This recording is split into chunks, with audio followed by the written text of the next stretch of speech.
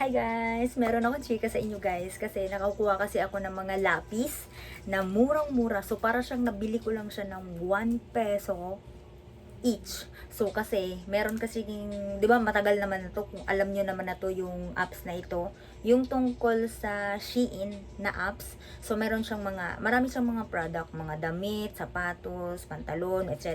Mga gamit sa bahay, mga gamit mga gamit sa school, yung katulad nito, yung nabili ko.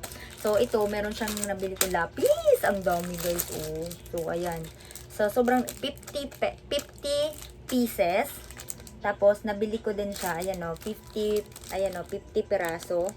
Tapos, nabili ko din siya ng 50 pesos. So, 'di ba parang piso ang isa. So, alam niyo na guys, pwede na kayong bumili sa Shein na apps. So, pag nag-download kayo ng Shein guys, so halimbawa, naka-Android yung cellphone nyo. So, pumunta lang kayo sa Play Store, and then, ano nyo na lang doon, i-type nyo na lang yung Shein. Tapos, pag na-download nyo na siya,